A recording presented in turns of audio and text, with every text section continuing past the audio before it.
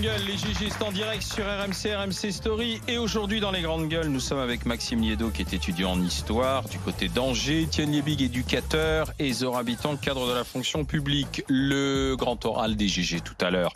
Avec nous, François Ruffin, député La France Insoumise de la Somme, réalisateur de ce film Je veux du soleil. Il sort au cinéma. Je veux du soleil, c'est François Ruffin en balade dans la France à la rencontre des ronds-points, des gilets jaunes, de ces Français exclus aujourd'hui du monde du travail, dans la précarité, qui se sont retrouvés pour crier leur colère. François Ruffin donc avec nous dans le grand oral des GG à 11h05. À 11h-5 le match, vous m'envoyez match par SMS au 732-16 et je vous fais gagner un séjour en famille au Futuroscope.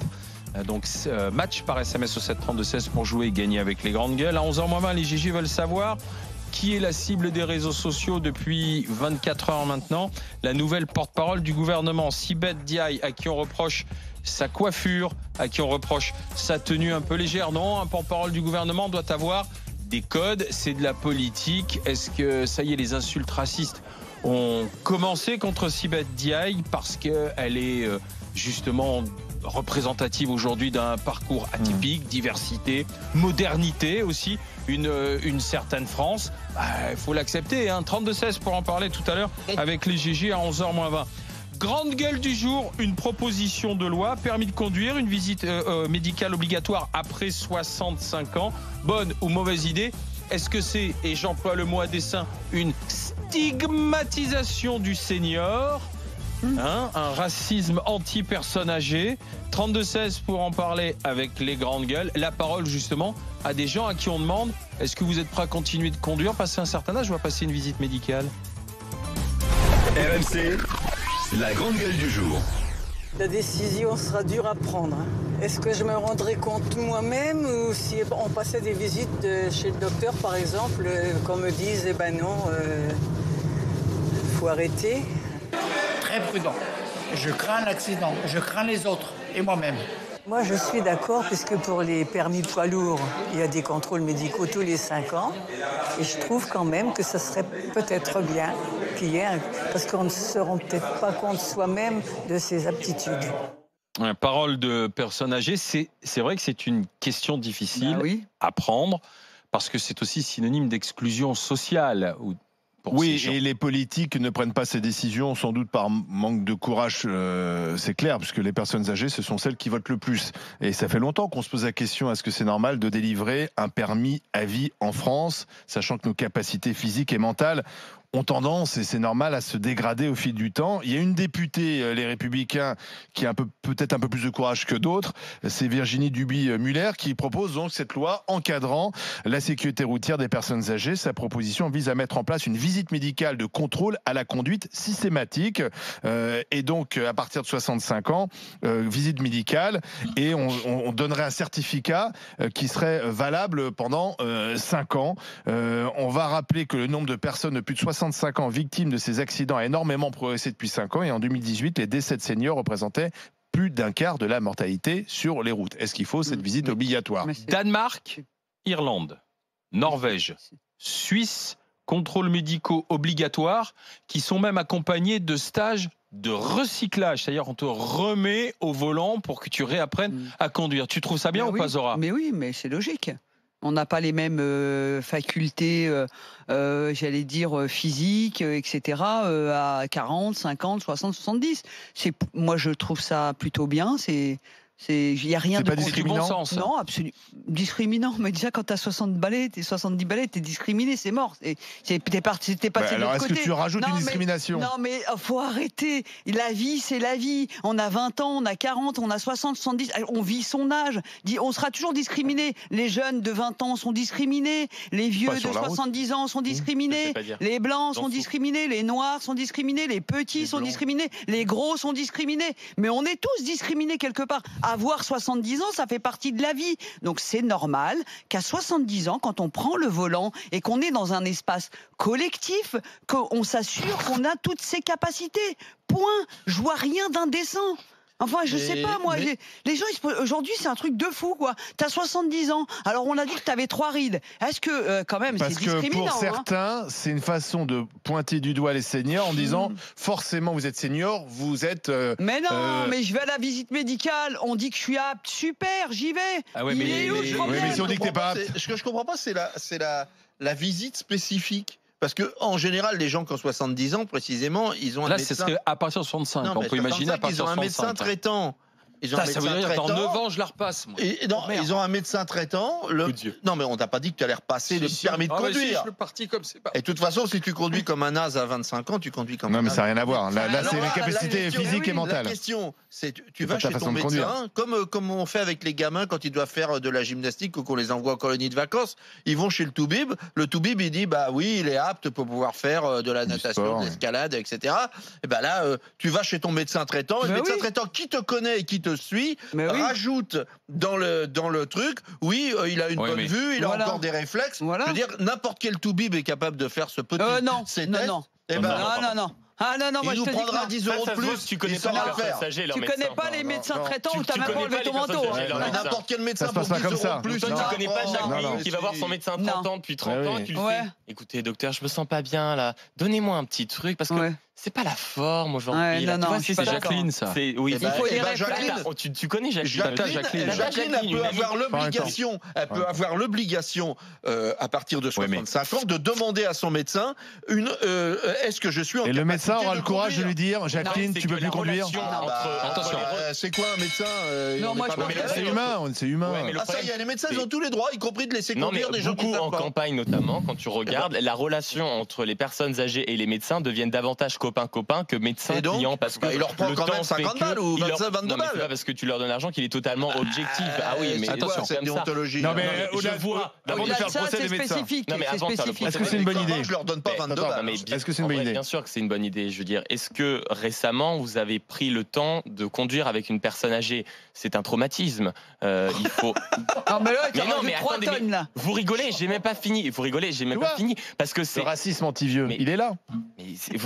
C'est un traumatisme dans le sens où ça fait peur de voir que des adultes, enfin des personnes âgées, conduisent comme ça. Il faut s'y prendre à plusieurs fois, par exemple, pour passer la vitesse 1 parce que les muscles sont pas forcément satisfaisants. Parfois, ils voient pas suffisamment.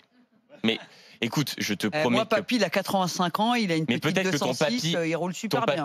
Il roule au frein à main, papy. Comme ça, drift, taxi, drift, il fait des donuts. À 85 ans, il roule encore? Ouais, mon beau-père, papy, il a 85 ans et il a une pêche d'enfer. Non, mais il a une pêche d'enfer. On n'est pas égaux. Oui, mais non, mais on n'est pas égaux. On n'est pas égaux. C'est exactement ce que je veux te dire. Pour moi, cette visite médicale, c'est plus que du bon sens. C'est une nécessité parce que c'est vrai, la plupart, enfin beaucoup. Non, mais on peut pas faire des généralités. Moi, je suis désolé. C'est pour ça que je te dis. À 65 ans, il y a que des dangers au volant. J'ai jamais dit ça. Je dis juste que d'où la nécessité et la visite médicale justement permettrait d'éviter. Non, mais moi je vais mettre tout le monde d'accord. Dès qu'on a la retraite, révision de tout. T'as déjà été derrière une personne âgée. Bon, est-ce que ton papy irait, accepterait? Oui, et si jamais le médecin dit, écoutez, vous avez l'impression d'être apte à conduire, mais il fait quoi comme trajet? Il va voir mamie à l'EHPAD.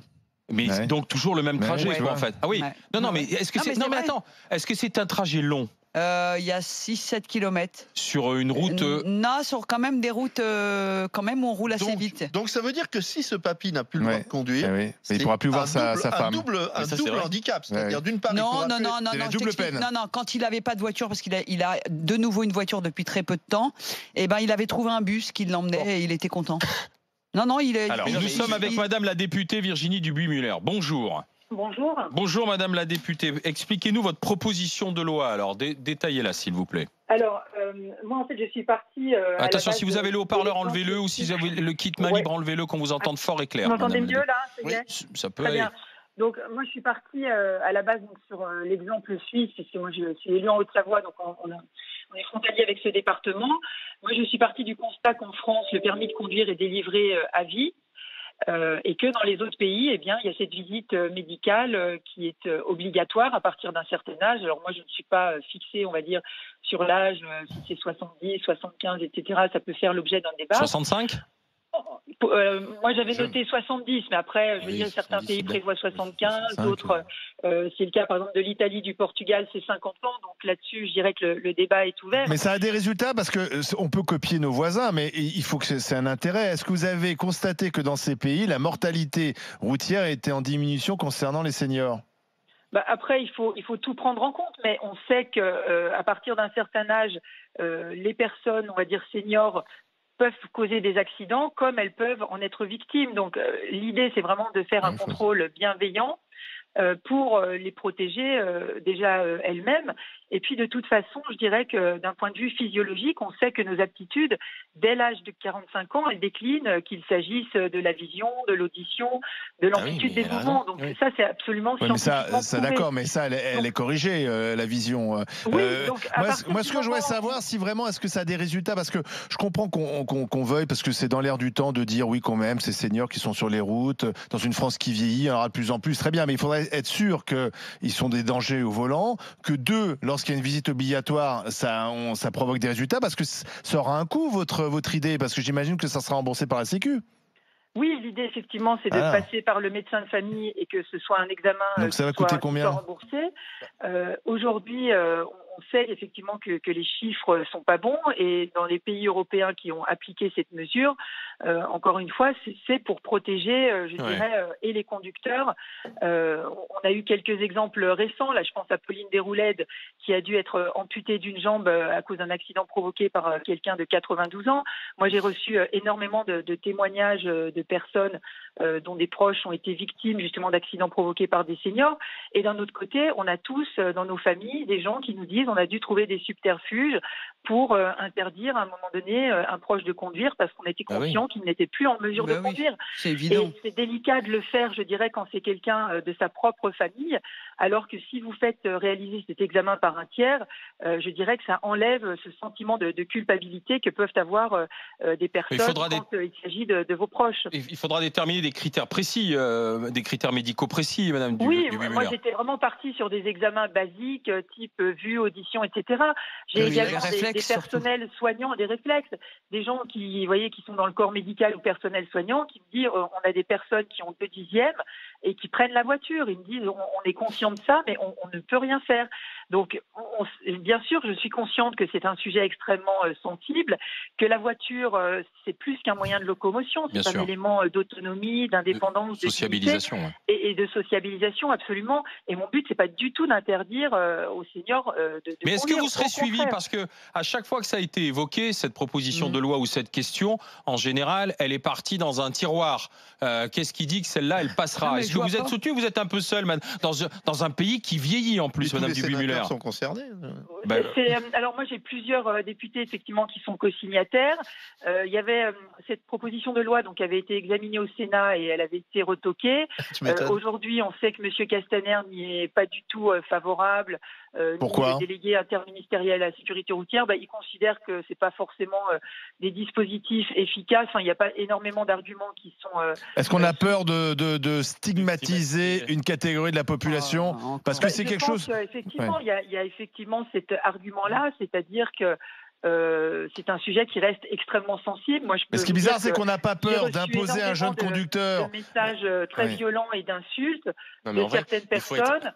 Parce qu'ils pensent que ça va être refaire repasser le permis. Ou, mais c'est un électorat, c'est ça. Je pense que, je dirais, la peur sous-jacente, c'est que ce sont des personnes qui sont peut-être conscientes que si elles devaient passer ces visites médicales, elles ne seraient plus en mesure de conduire. Parce que vous touchez quelque chose d'intime, j'ai envie de dire, parce que retirer à une personne âgée la possibilité de se déplacer, alors parfois on peut prendre le bus, mais pas partout, etc., notamment dans les zones où il y a moins de transports en commun, vous lui retirez finalement sa participation à la vie sociale, une liberté aussi. La mobilité, c'est aussi la liberté, et le déplacement, c'est la liberté. Et donc moi je pense que ça touche plus que simplement le fait de faire une visite. C'est quelque chose de profond en fait.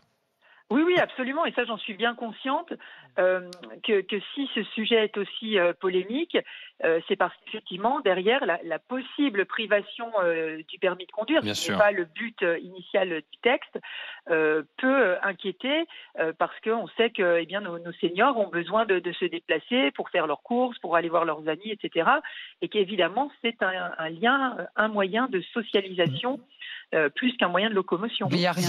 Merci Madame Dubuis-Muller, merci d'avoir été avec nous, député républicain de Haute-Savoie. Merci, la discussion continue. Venez prendre la parole avec les GG, avec les grandes gueules. À tout de suite au 32-16. RMC jusqu'à midi. Les grandes gueules.